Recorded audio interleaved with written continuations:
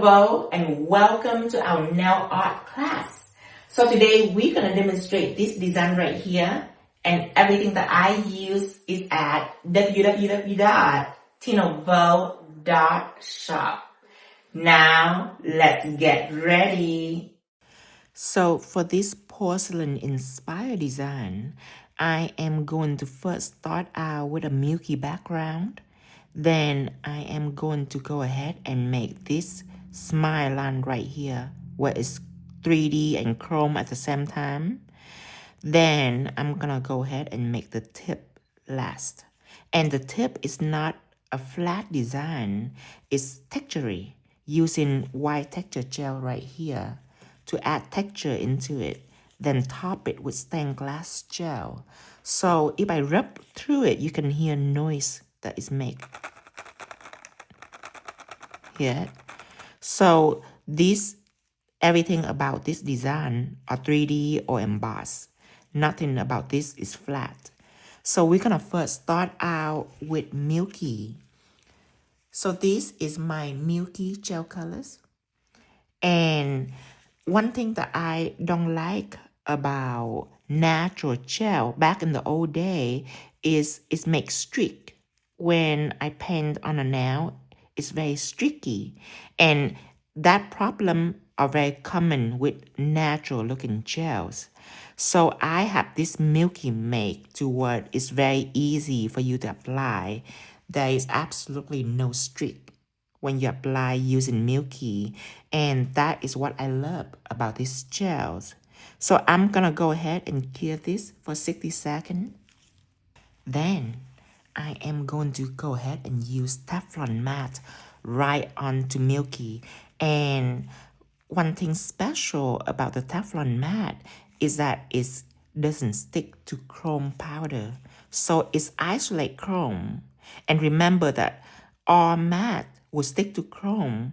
So don't think that just because you're gonna use a random matte top coat that it's gonna ensure chrome not sticking to itself. So this is a very special top coat. It's called Teflon matte. And I have two kinds. I have one is called matted, and matted is opposite. Matted I use to absorb powders like pigment colors. And I write it here.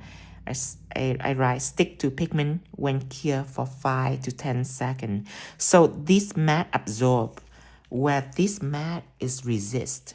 So it doesn't like to stick onto powders. I will apply one layer of Teflon matte over this nail surface that are done curing. And then we're gonna cure this Teflon matte for 60 seconds.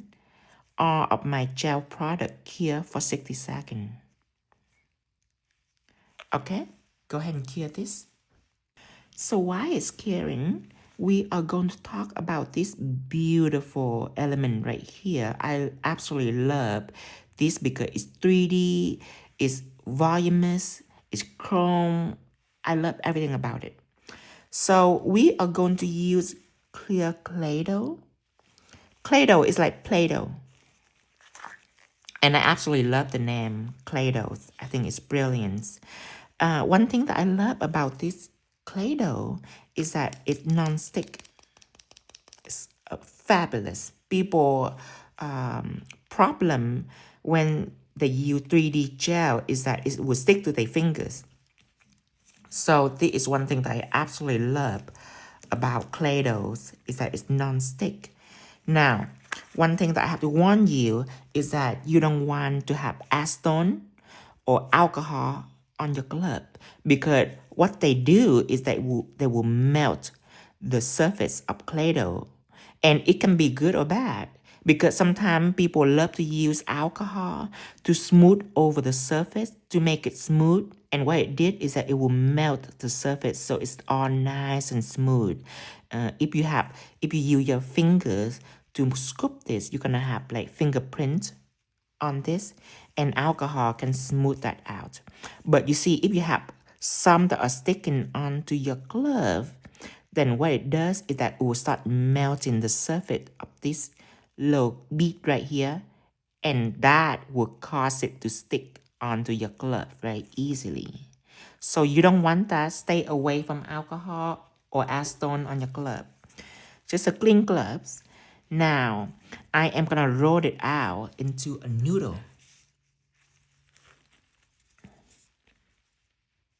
So, non-stick can also be good or bad, just depend on what you're doing. So, for your fingers, that is a happy tart. Your finger are happy because it doesn't stick to your finger. But what if it doesn't stick to your nail? You see, this is how I apply. When I apply, let me use a different bead. Let me use this. When you apply to the surface, you have to be gentle like this. Like that. I do it again. You touch it lightly and then you let it go. That is how you apply. See, it stick right away. And then you will tap it lightly so it can further stick to the surface. Now, one thing you don't want it to do this. You don't want to be really rough and you want to stick it right here and then just pluck it out, because sometimes you will pluck the whole thing out. Non-stick, meaning non-stick to your finger or the surface, is 50-50. So you want to be gentle if you want it to stick. You want to be very gentle. And then after a while of tapping it, then you can increase your pressure. So that is how you maneuver this clay dough right here. Now, I have a trick for you. This is sticky gel. It is just like it sounds. It is sticky. And if you ever use foil gel before, then you might be familiar with this. This is like 10 times stronger than foil gel. It's incredible. And I will use a little bit of this to paint onto this surface. So when I apply this, it's like a magnet. It will suck into the surface right away. It's amazing. You don't need much. You only need a little bit. Like this. If I want my tip to be around here, then I just paint like a thin line all the way through. Just a thin line. And it don't have to be all the way. You just need a little bit of sticky right there so it can go ahead and suck the clay dough right into the surface. You're gonna need to cure this for 60 seconds. And I am gonna remove this. Now, when you let it lay on the surface, like this table right here, when you let it lay on the surface for, I would say, a minute or 2 minutes, it will start to slowly adhere to the surface. And that is how clay dough stick to the surface. It's slowly. So it will slowly stick to the surface. If you forgot it right here, then no worry. You just doing this and then it will come up right away. Then you keep rolling. So one of the trick is you don't want to let it rest on the surface for too long. You want to keep it moving. And if it helps, you can even use the lid of the clay dough because it doesn't stick to itself. So you can also use this, which is going to be easier for you, whichever you like. Or you can lay it on like a plastic film. You can also do that. But me, I just put it on a table. If your table is clean. If your table is not clean, then you have to find a surface to put it on. And again, clay dough is very forgiving. It doesn't really stick onto any surface. Again, as I say, if you leave it for a long time, then it will start to rest on the surface. So just keep it moving like this. And when you are ready, when the noodle are in a perfect size and width, you're going to take that and you are going to lay it on. And it will just, see it sticking on right away. You can let it go. You don't have to make it perfect. You can just put it on first. Then you're going to finesse it. Okay. Then I'm going to take out a clay dough knife. This right here. Then you can go ahead and cut it from both sides. lay it on here, press,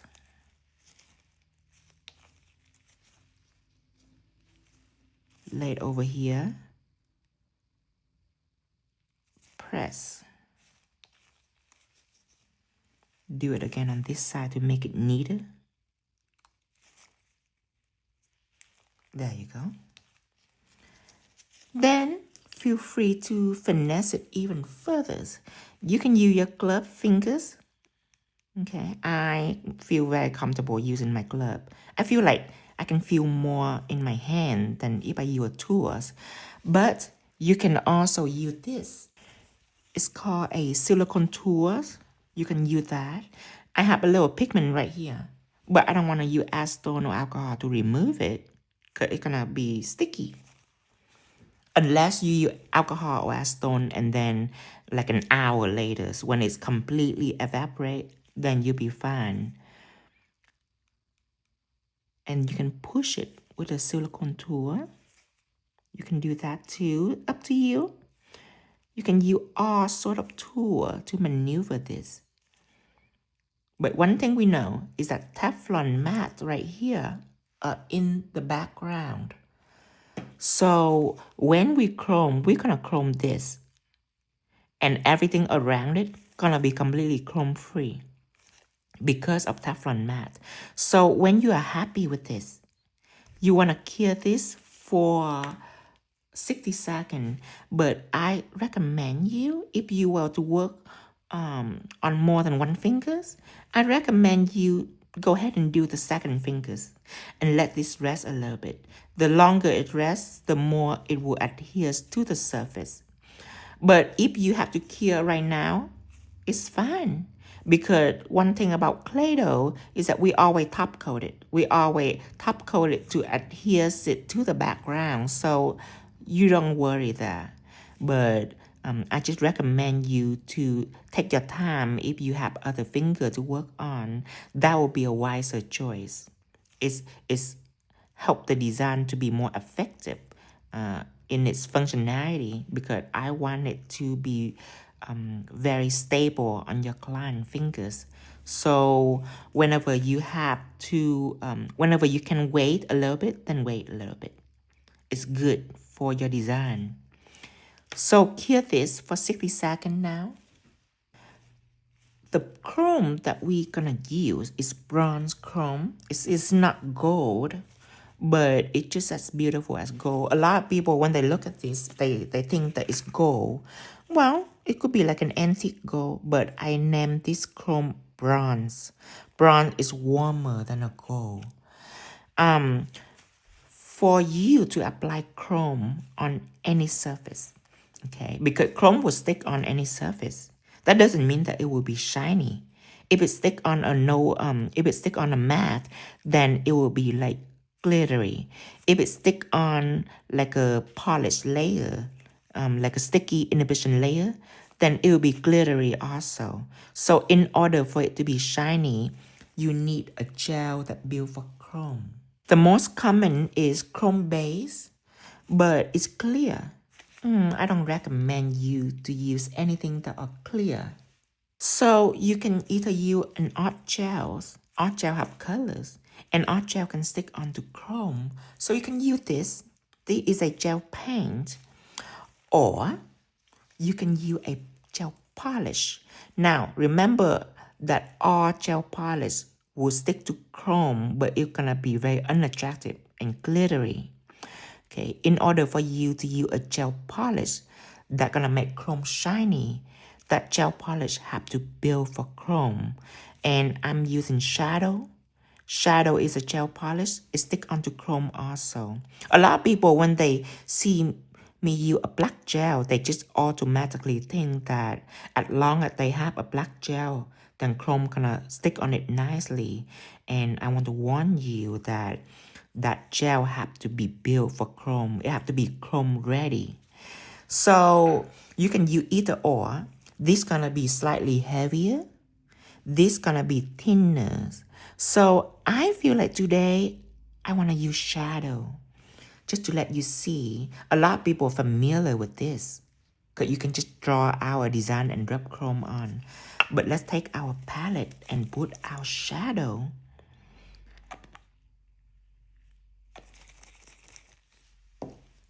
And I have in two little brush here.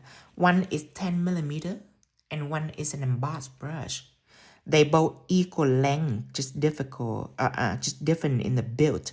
So I want to use a 10mm first, just to show you. Okay, this is I consider this the wrong way of doing it now, but this is used to be the way that I'm doing it before the embossed gel come along. Is that I will take this and I will color it like this.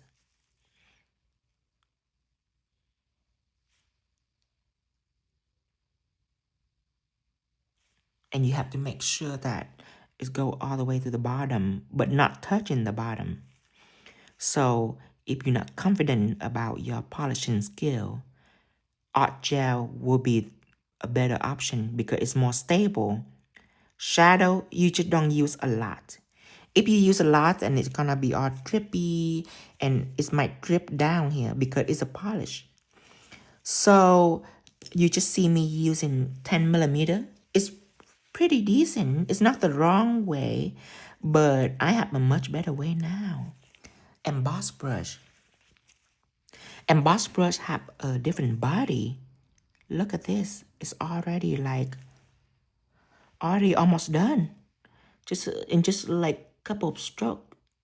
So when you arrive to this little edge right here, then I have to say that it could be more difficult for some people if they're not stable. But to me, that is just a guess, because when I'm doing this right at the edge, just fine to me. It doesn't cause me any problem.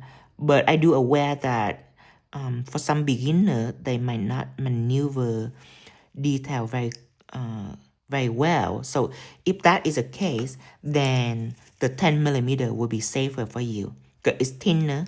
It's thinner, so when you get near the edge right here, you can go pretty close. But to me, the embossed brush can do just the same thing. It can get very close. But the upside of the embossed brush is that it can cover the surface so well, so quick. Just because the build of the embossed brush is different than the build of the 10mm brush. One is for liner and one is for painting. But you can test it out to see which one you like the best. We are going to go ahead and cure this for 60 seconds. Shadow gel are not jet black. Shadow gel are semi-transparent. It have about 85% opacity. So when you apply, you you might see the color kind of like this, where it's not jet black. I want you to know that that's fine because you're gonna chrome it. So when you chrome it, the color doesn't really matter. And besides chroming, what I use shadow for is I can start out with a deep area like this, and then I can start to blend it. See, jet black gel color that I have right here, you cannot really blend it because it's opaque. It's completely solid all the way through. And I got sheer black. Now sheer black can be like this, but it cannot be dark. Sheer black right here can only be light like that. It's used for shading. So shadow is in between. Shadow, you can start out dark and then you can start blend it. So that's shadow. And also when you polish in the nail, if you're a beginner and if you use a really opaque black gel and you apply a little thick, it might not cure correctly. But shadow is very forgiving. It will cure even if you apply a little thick. So that is a story of shadow. Besides its chroming ability, it's already clear right now, so we're gonna rub chrome on. We're using bronze chrome. My second favorite next to the gold chrome. Then we're gonna apply. And remember, shadow, see how well it stick on to chrome? But look at these. Look at it, it's completely void, the background. It's fabulous. That make it stretch free for so many people that are chrome lover. Okay, rub on it. Then when I rub, I never rub just once. I always go over it again and again just to make sure that I cover everything. Then I also will take out the fluffy and dust it. Now, for the Teflon mat, if you have a certain type of chrome that when it's lay on the surface like this and when you take a brush and dust it, if it not go away, that means the particle of that chrome is too small that the brush couldn't dust it away. Then you can take the shadow applicators, then you can dust it like that and it will go away because shadow applicator are finer. Now, I also will take a clean shadow applicator like this and rub over the surface again so it can further remove any excess dust that I might have, especially underneath these edges right here. You have to pay careful attention because if there are a lot of excess dust left over, then what it does is that it will mix in with the top coat when you apply top coat, and it's gonna make it very unattractive. Gonna make it glittery, and you don't want that. You want mirror like this. So our next step is doing this part, but you see there's the textures, that's colors. You don't want it to stick on here on this chrome, and if it does, you want to be able to wipe it out. So guess what? Before we do anything else, we have to top coat this chrome right here. If not, then it's gonna be very risky for you to do the next step, especially if you make mistake. So let's top coat in this. I'm using Shined top coat. And Shined top coat is just a diamond shine top coat. It's non-scratch and it's super shiny. I write it all down here so you don't forget. Then I'm gonna choose a brush.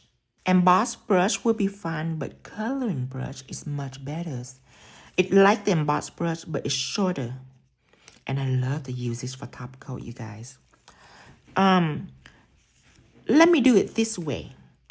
Okay, I can top coat once and then clear because I'm awesome. But I'm gonna show you an easier way for beginner because I know that some beginner, they're gonna take this top coat and they might not be very good with applying top coat on a 3D element like this. So they might do this. They might stroke it and stroke it and stroke it and stroke it again and again and again and again.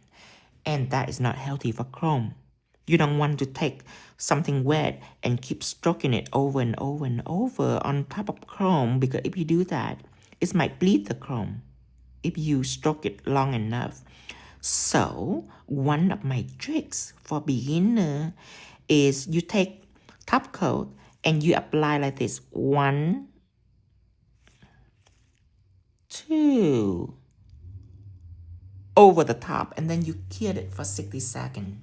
So what I did is I make sure that the majority, the major part of this smile line right here is protected, is top coat. So you see you have to top coat underneath here and everything for it to stay. But I just wipe one stroke over here and one stroke right down here. So whatever people see, so when people look at this part right here are well secure and shiny, right? People don't see the chrome down here. They don't see the chrome down in these edges right here. So we're gonna worry about it last. We just make sure that we secure and seal the top part first. So After we did that, then it doesn't matter how much we stroke it. It's not gonna hurt the chrome because it's already been top coat once and clear already. So now I can go over it again and again and again, and I'll be fine. So the second time, I will worry about the underneath part, all these little edges right here. So if I'm a beginner, and if I'm not fast and efficient, if I require a little more attention when it comes to doing things like this, then it'll be wise for a beginner to do what I just did, top coating it twice. But with that move, it's gonna make sure that nothing wrong gonna happen. Because I do anticipate it, because I was a beginner once, and the disaster happened to me once. That is how I know that it might happen to you.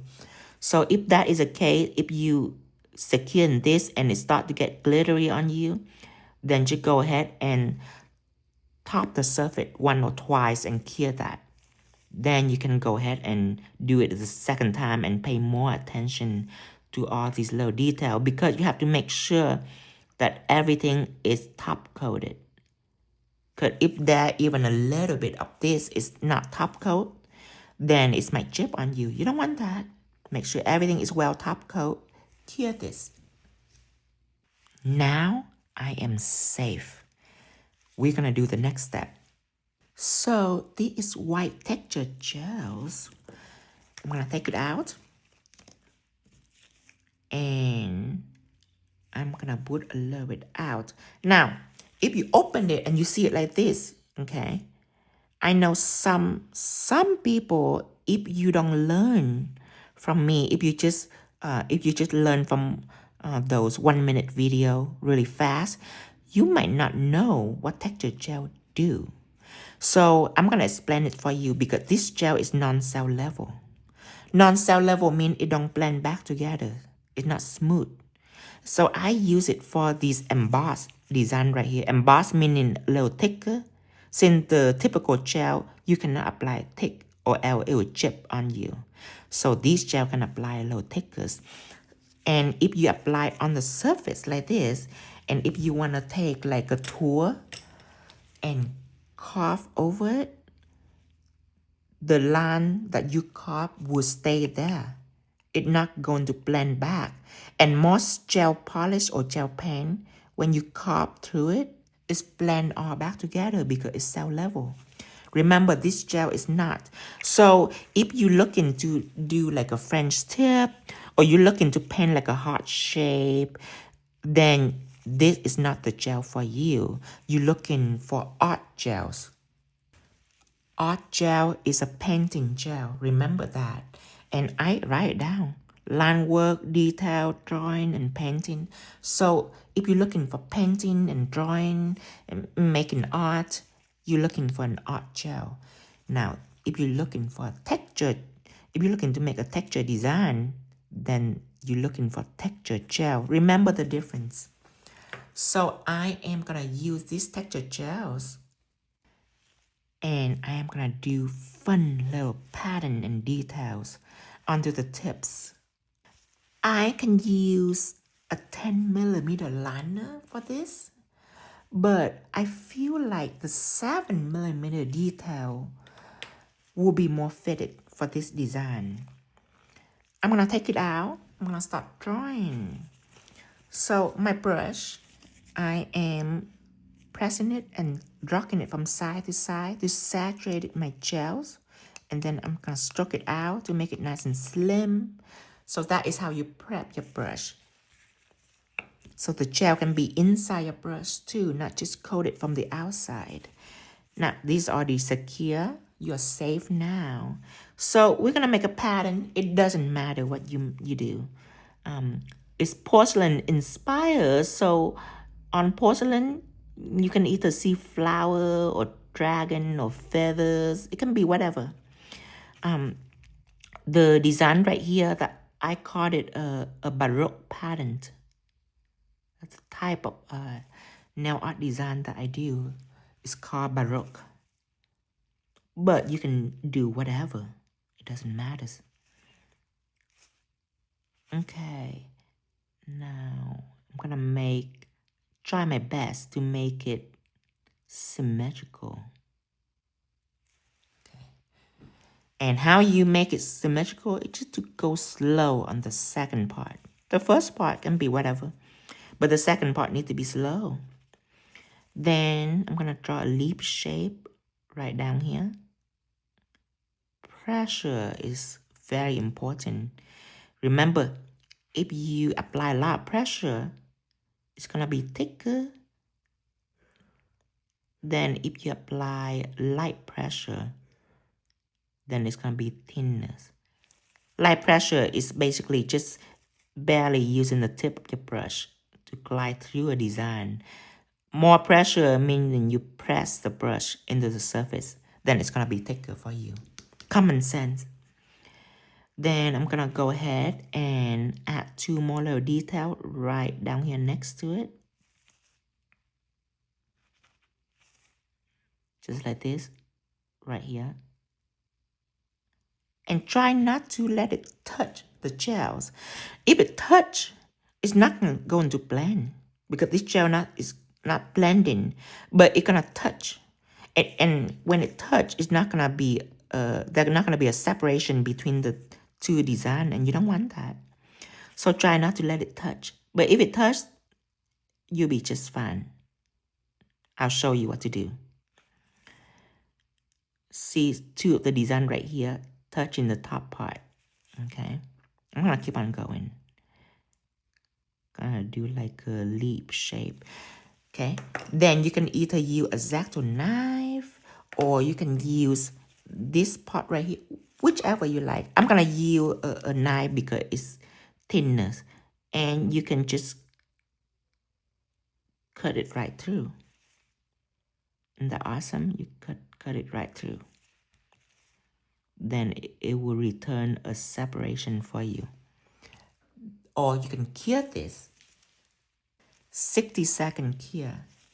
Then, after you cure that, then you can go back and apply, let's say, this stroke up here. I'm going to apply one stroke right next to it. And it touch. But you see, because I already cured the previous part, even when it touch, there is a beautiful separation.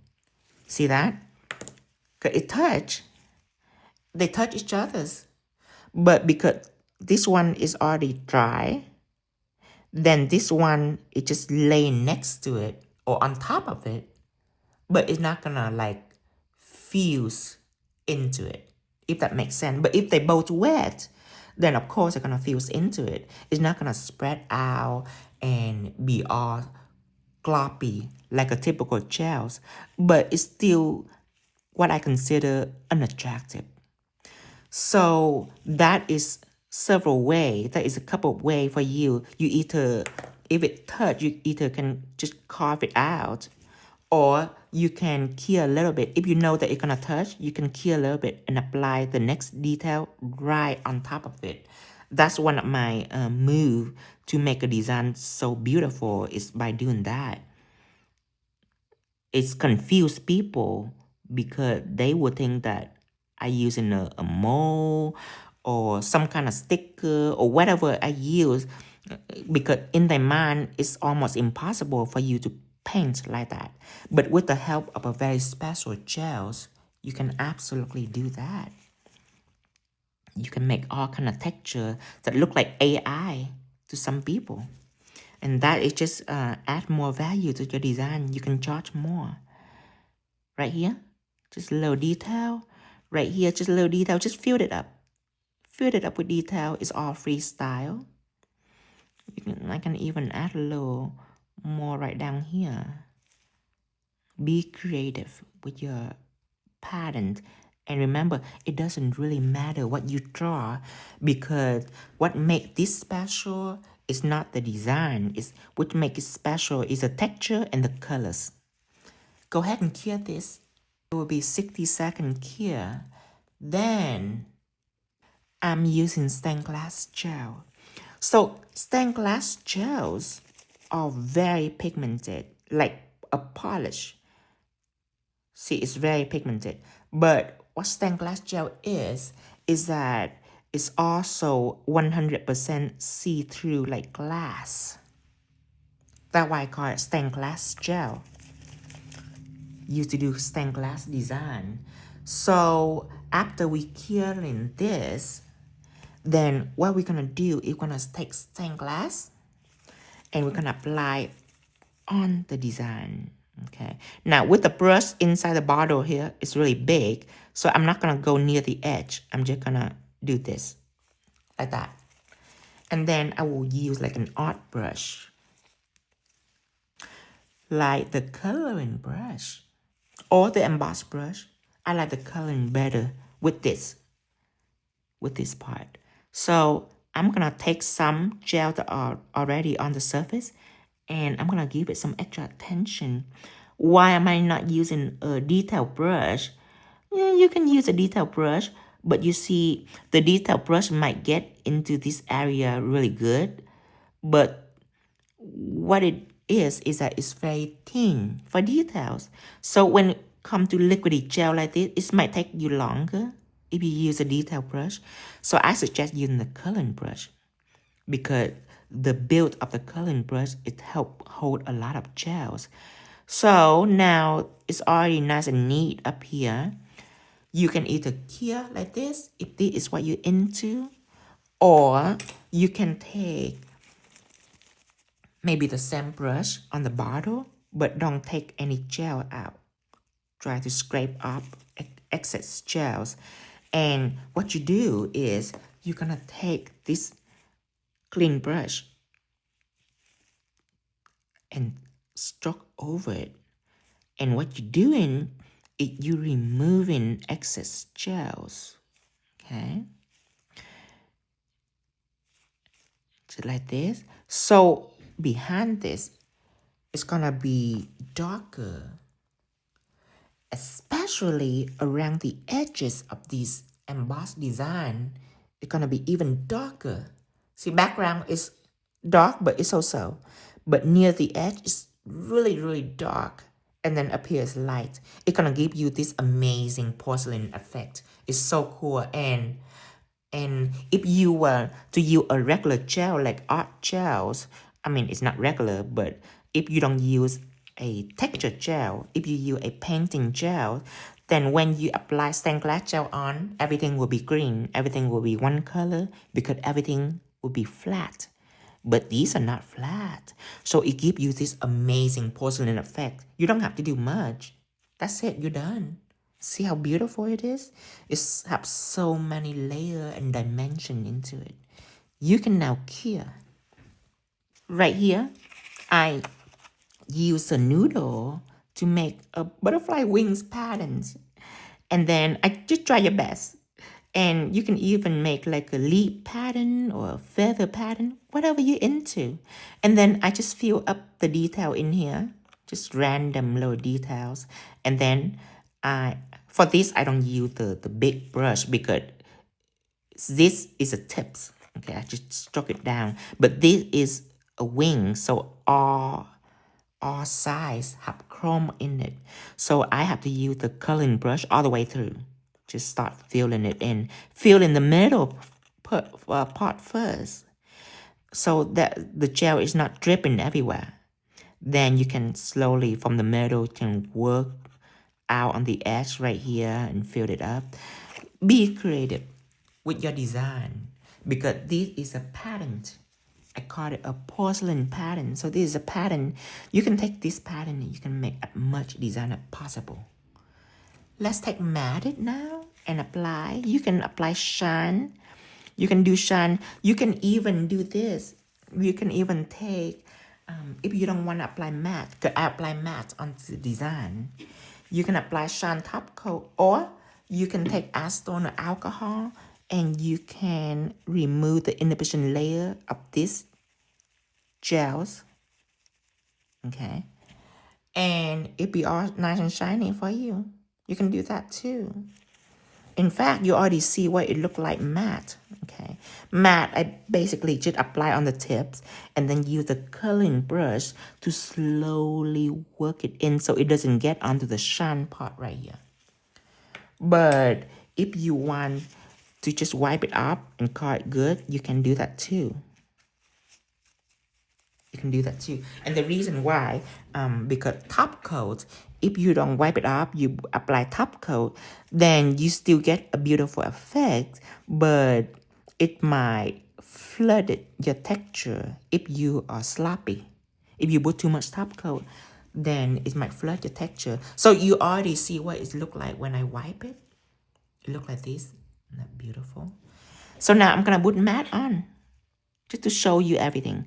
I'm gonna put matte on, so before I clear, matte look shine. So this is sloppy right here to me. Not sloppy, but let me zoom in so you can see. See, it's a lot of top coat, like that. And the design is still beautiful, but you see the glare? The glare is sort of go over, the glare is a light that reflecting the design. It go over everything, because this is like a semi-flat surface, where when I don't have too much top coat, then the glare is different. It shows texture. It's reflect differently on the texture than on the background. You see? See, the glare is different now.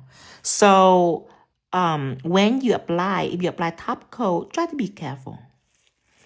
And as I say, if you are a little bit sloppy and you apply too much, that's okay. It's still gonna be beautiful. I just want to show you the details, what make it beautiful. I want to explain that to you, because some people doesn't understand that. A lot of beginners don't understand that concept. So now when you understand it, it's just gonna make your design just a tad bit more beautiful than your colleague. That's it. A lot of people don't know the difference. A lot of people looking at the design that are sloppy with the design that are, pay attention to the detail and everything. They don't know the difference. They just know that this design is more beautiful than that one, but they don't know why. So now you know why. Let's go ahead and clear this. When I apply matte on top of a color, especially a deep colors, I always like to wipe it up first before I put it back in the bottle, because sometimes, see this little green right here, you might not see it well, but it's there. Sometimes the inhibition layer is a sticky layer that on top of the gel after it's clear. Sometimes the inhibition layer will get onto your brush, and if you don't wipe it up, it'll get back to the bottle, and then you contaminate your mat.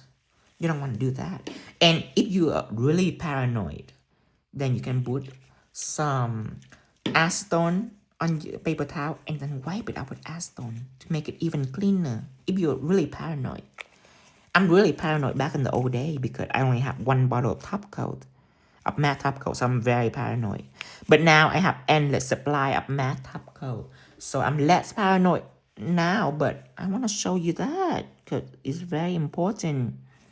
A lot of you, if you don't know that, you use it for a while and then it start turning color on you. You need to know why. You need to know that step like this can slowly contribute to a matte top coat being discolored. And it is done. It is all done. And then you should bedazzle around this and you're good to go. So this is a extremely easy porcelain pattern. Of course, it doesn't look easy. Of course, it looks crazy. It looks like something that you could never do, but you already see me doing it. It's only gonna take you, if I do a whole set, it's only gonna take me like an hour to do this design. And as you see here, this is a pretty short lesson. And I explain everything very thoroughly, and it's still a short lesson. So you can see how easy it is. All you need to know is all the steps. You need to know the chrome isolation. So when you rub on chrome, you can rub on chrome with ease. Because if you're not isolating chrome, oh yeah, it's gonna be very difficult, almost impossible. And of course, with the clay dough, same thing. You already know the trick with the sticky gel that I put on first, so it can stick on very nicely. You already know how to use a knife to cut it. All of that make it really easy for this noodle. Because if you don't have the right tool, the right product, this noodle can be very stressful for you. And then this pattern, you already see me doing it. Just whip it out just like that. But you have to have these gels. And then, of course, stained glass gel. Don't use a gel polish. If you use gel polish, you're going to cover everything. So now you know everything that you need to accomplish in this design right here. And don't forget to subscribe us on YouTube at 𝐸𝐸. And everything that I use today is available on my website at www.𝐸𝐸.shop. And until next time, bye-bye.